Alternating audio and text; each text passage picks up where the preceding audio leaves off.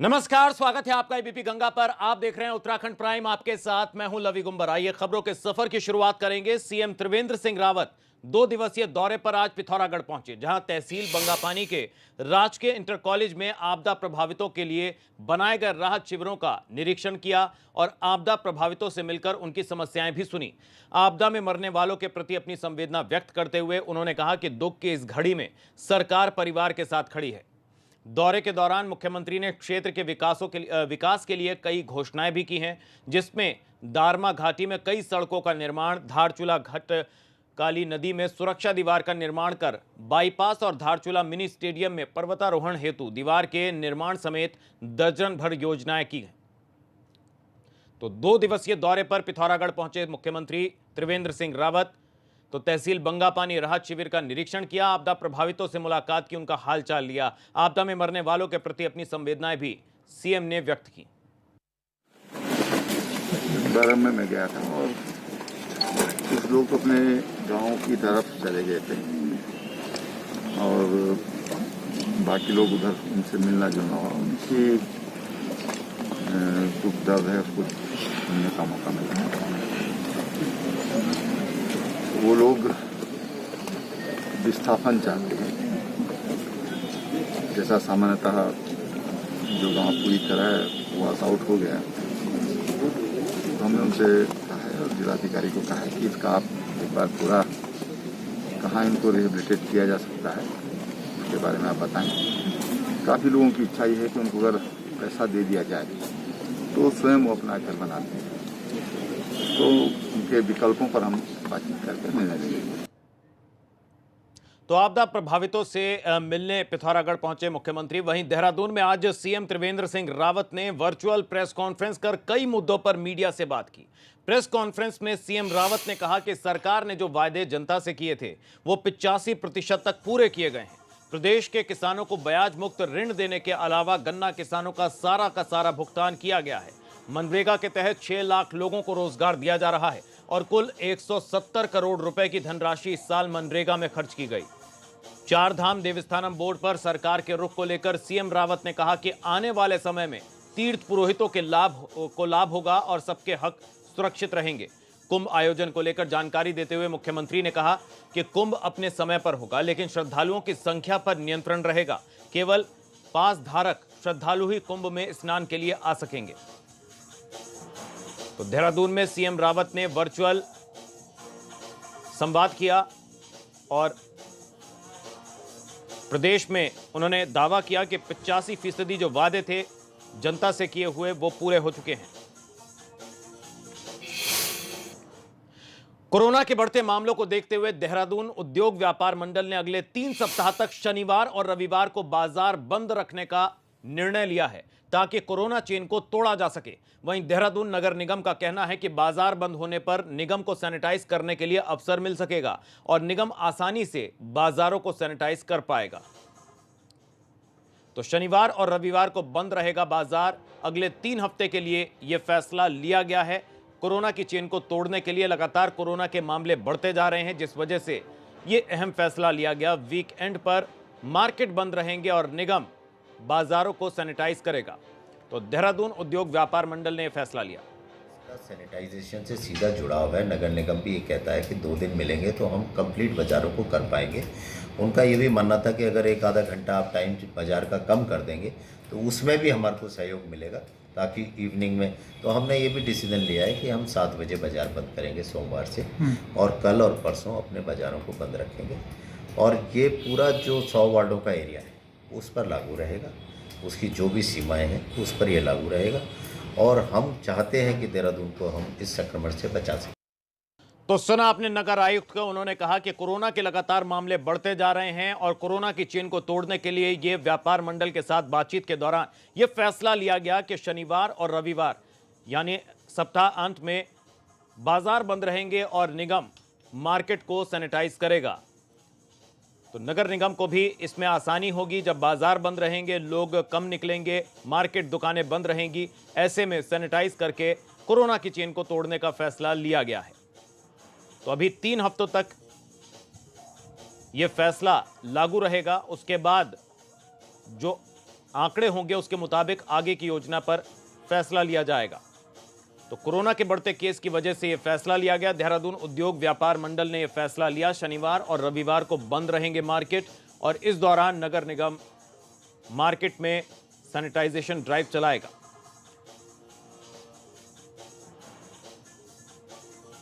संवाददाता विनोद हमारे साथ जुड़ चुके हैं, उनसे ताजा अपडेट लेते हैं। विनोद, एक तरफ लगातार कोरोना के मामले बढ़ते जा रहे हैं, कई अहम फैसले लिए गए कोरोना को लेकर।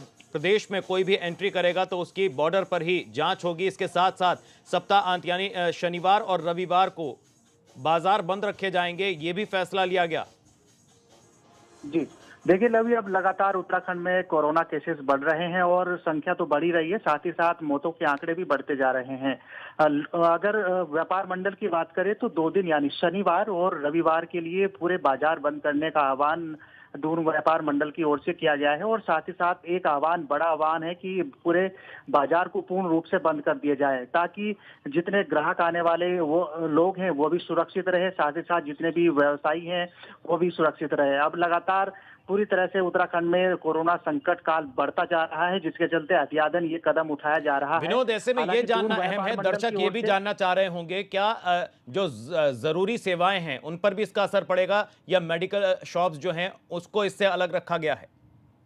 जी देखिए, पूर्व की भांति जितने भी ये आवश्यक सेवा थी उनको तो अलग रखा गया है, लेकिन जो बाजार की जितनी भी दुकानें थी कोई तमाम पूरे बाजार को बंद कर दिया जाएगा। लेकिन आवश्यक सेवा में तमाम फल, सब्जी, दूध और मेडिकल सेवाएं हैं उनको उसका कोई ये सेवा प्रभावित नहीं होगी। लेकिन अब जिस तरीके से दून व्यापार मंडल की ओर से ये आह्वान किया गया है, शनिवार और रविवार को पूर्ण रूप से बाजार बंद रहेंगे। लेकिन अब इतना जरूर है कि पुलिस प्रशासन और नगर निगम पूरी तरह से सहयोग जरूर कर रहा है, लेकिन अनलॉक 4 की गाइडलाइन के आधार पर कंप्लीट लॉकडाउन करने की भी बात दून व्यापार मंडल की ओर से की गई थी, लेकिन अभी उस बात को स्वीकार नहीं किया गया राज्य सरकार। बहुत बहुत शुक्रिया विनोद इस तमाम जानकारी के लिए, अपडेट देने के लिए।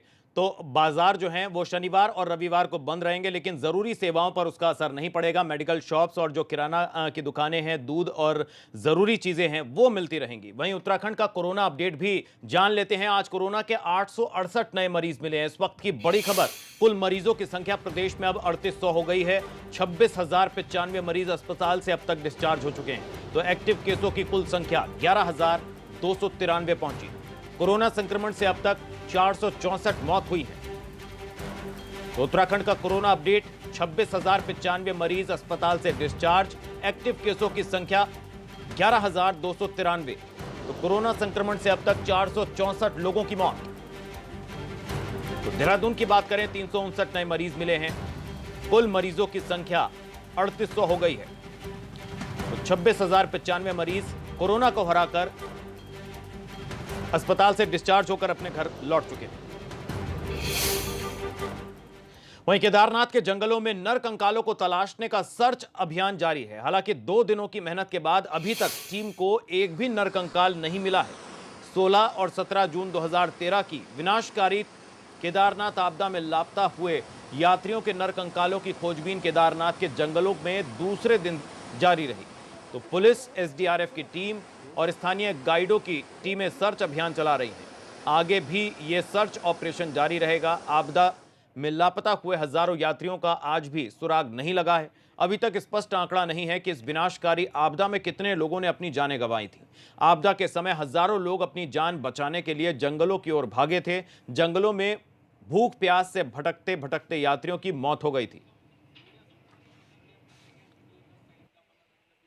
2013 की आपदा में लापता हुए व्यक्तियों की खोज हेतु 10 टीमें बनाई गई हैं पुलिस महानिरीक्षक महोदय के आदेशानुसार, और प्रत्येक टीम में एक सब इंस्पेक्टर है, 2 एसडीआरएफ के कांस्टेबल हैं, एक सिविल पुलिस का कांस्टेबल है, एक फार्मासिस्ट है, और 4 टीमों में गाइड और पोर्टर भी उपलब्ध कराए गए हैं। इसके अतिरिक्त प्रत्येक टीम जो है अपने साथ बॉडी बैग्स कैरी कर रही है। तो जहाँ भी उनको अगर कोई नर कंकाल मिलता है तो उसको सैंपल DNA सैंपलिंग करी जाएगी उसकी। तत्पश्चात उसका पंचायतनामा भरेंगे और सोनप्रयाग में उसका फिर प्रॉपर धार्मिक रीति रिवाज से क्रियाक्रम किया जाएगा। वहीं 23 सितंबर से उत्तराखंड विधानसभा का मानसून सत्र शुरू होने जा रहा है। वहीं एक दिवसीय मानसून सत्र को लेकर मंगलौर से कांग्रेस विधायक काजी निजामुद्दीन ने राज्य सरकार पर सवाल उठाए। काजी निजामुद्दीन का कहना है कि विपक्ष एक दिवसीय मानसून सत्र का विरोध करेगा।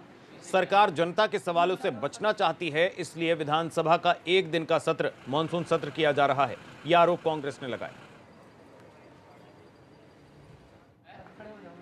तो 23 सितंबर को होगा उत्तराखंड विधानसभा का मानसून सत्र। एक दिन के सत्र को लेकर कांग्रेस उठा रही है सवाल।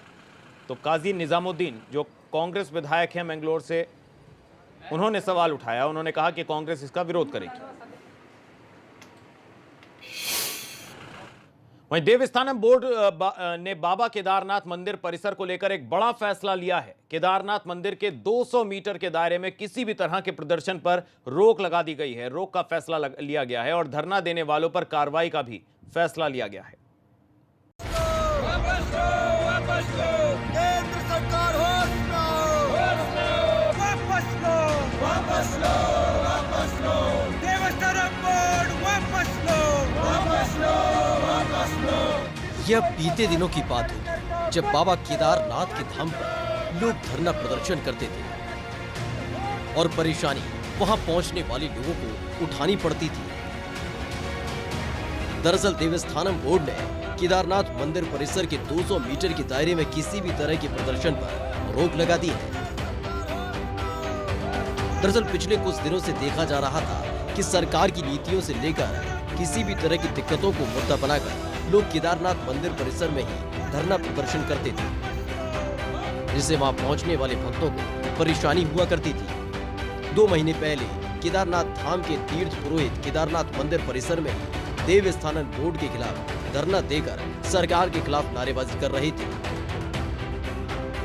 तीर्थ पुरोहितों की ओर से मंदिर प्रांगण में लगातार दिए जा रहे धरने के बाद देवस्थानम बोर्ड ने मंदिर परिसर और मंदिर के 200 मीटर तक के दायरे में किसी भी तरह के धरना प्रदर्शन पर रोक लगा दी है। अब यदि कोई भी व्यक्ति या तीर्थ पुरोहित मंदिर परिसर के अलावा मंदिर के 200 मीटर तक के क्षेत्र में धरना प्रदर्शन करता है तो उसके खिलाफ कानूनी कार्रवाई की जाएगी। देवस्थानम बोर्ड का जो केदारनाथ धाम के आसपास उनकी भूमि है और उसके 200 मीटर का जो परिसर है, उसमें यात्रियों की सुविधाओं को देखते हुए धरना प्रदर्शन की अनुमति को प्रतिबंधित देवस्थानम बोर्ड के माध्यम से किया गया था। इसको इम्प्लीमेंट कराने के लिए जिलाधिकारी और पुलिस अधीक्षक को मुख्य कार्यकारी अधिकारी देवस्थानम बोर्ड द्वारा अधिकृत किया गया था, जिसके क्रम में कल एक टीम हम लोगों ने वार्ता करने के लिए केदारनाथ में भेजी थी अपर जिलाधिकारी की अध्यक्षता में। आज वो टीम उनसे वार्ता कर रही है। फिलहाल केदारनाथ मंदिर परिसर के 200 मीटर के दायरे में होने वाले किसी भी धरना प्रदर्शन पर पूरी तरह से रोक रहेगी, जिससे श्रद्धालुओं को किसी भी तरह की दिक्कतें न हो। रुद्रप्रयाग से रोहित टिमरी, एबीपी गंगा।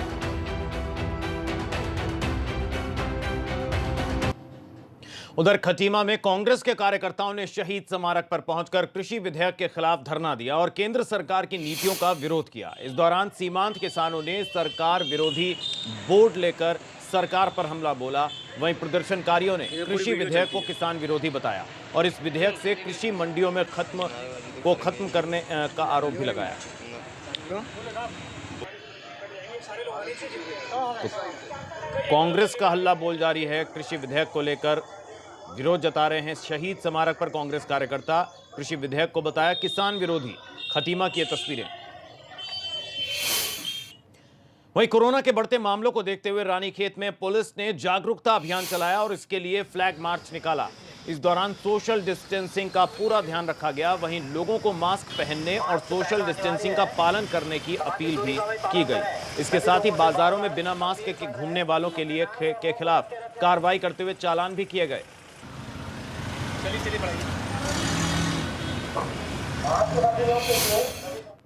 वहीं अल्मोड़ा में कोरोना के केसों में लगातार इजाफा देखने को मिल रहा है। जिले में कोरोना के मामलों की संख्या 1000 का आंकड़ा पार कर चुकी है। वहीं अब तक 4 लोगों की कोरोना से मौत भी हो चुकी है। नगर क्षेत्र के साथ ही अब जिले के ग्रामीण क्षेत्रों में भी कोरोना का संक्रमण बढ़ने लगा है।